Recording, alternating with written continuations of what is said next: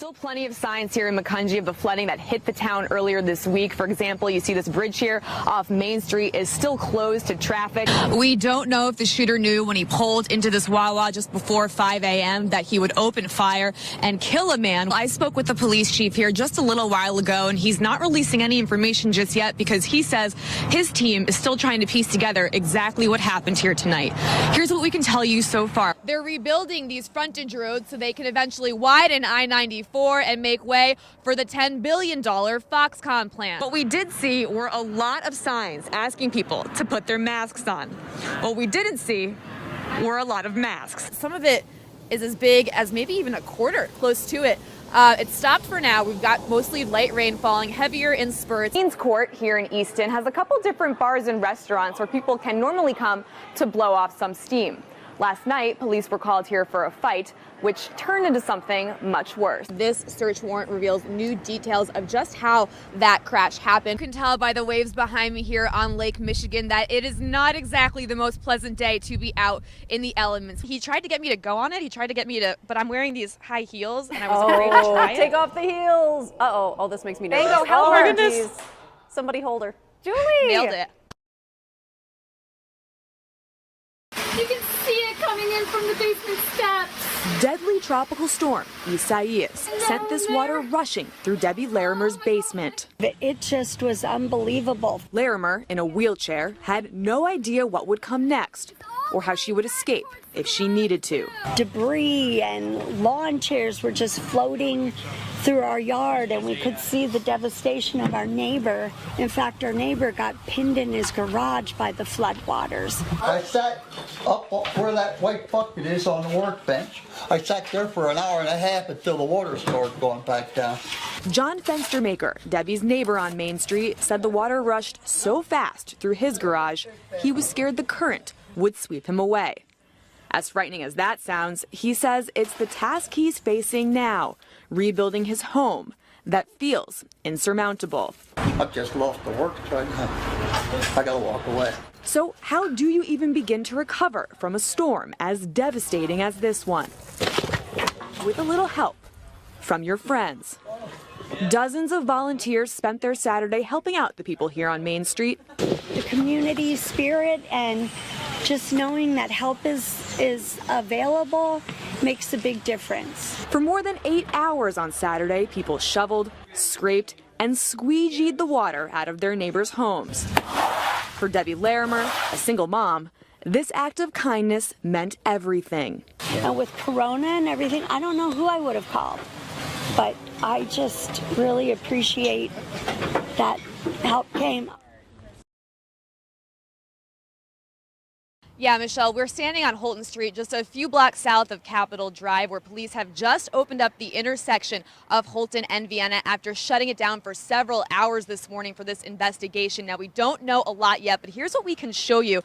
When this bus moves out of the way, you'll see this Nissan Altima here on the corner riddled with bullet holes and what appears to be evidence markers next to those holes, which suggest that those are from this morning's investigation and relevant to the investigation. Now, we do not know how they got there. Milwaukee police, who are investigating this, tell us they're looking for a suspect, but what that suspect is wanted for, we can't confirm just yet. And I'm just learning now in my ear they have confirmed this was in fact an officer-involved shooting here on the corner of Holton Street and Vienna, or the north side of Milwaukee. Now, we are yet to learn more details. We'll be hearing those details from the Shorewood Police Chief, as Shorewood is handling all of the information in this case. But again, just learning, just confirmed, this was in fact an officer-involved shooting here on the corner of Holton and Vienna. Back to you guys.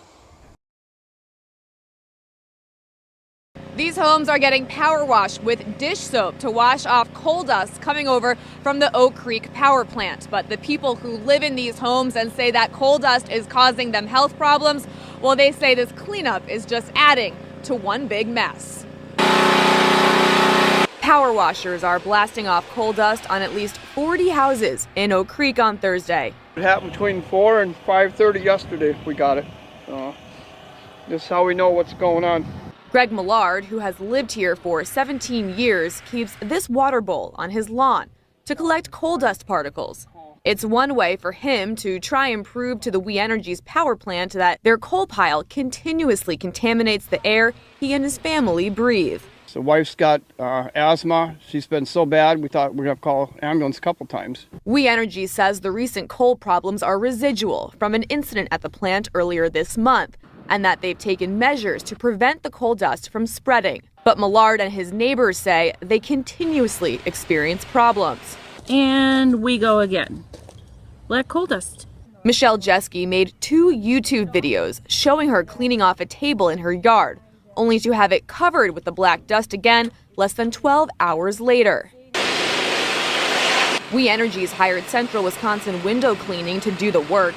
Their general manager tells us We Energies said to come in and clean up the coal dust, but didn't specify if the problem was an ongoing one. We are finding a residue, which we believe to be a coal that has been excreted from over there at We Energies. Millard says he's glad We Energies is taking this first step, doing the cleaning, but they want answers. Nobody wants to go up against We Energies. My dad told me stand up for what you believe in.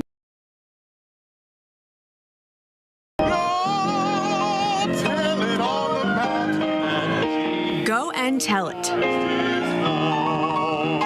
This year, the joy of Christmas isn't canceled. The Bach Choir of Bethlehem is going to great lengths to continue its traditional Christmas concert. Again, that was a good job. In socially distanced style.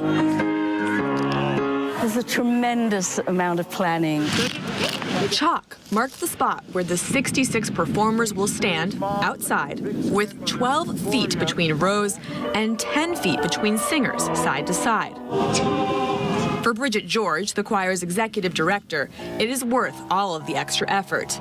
This year, she says, people need the holiday spirit. I think they want to feel that same sense of the spirit of Christmas that they feel every year. Everything is so abnormal and uncertain. It's going to be a real task of their professionalism. At Sunday's rehearsal, recording engineer John Baker tried to figure out how he'll best share the sounds of the choir's voices. In the correct pandemic social distancing, how it will work and happen, none of us know. Broadcasting the live-streamed event will pose technical challenges, of course, and the outdoor venue brings even more uncertainty. And the wind. Yes, and wind is a factor, a huge factor. But for the choir to join all those other events our area saw canceled or postponed this year wasn't an option. We're the Bach Choir of Bethlehem. This is Bethlehem, the Christmas city. Julie Parise, 69 News.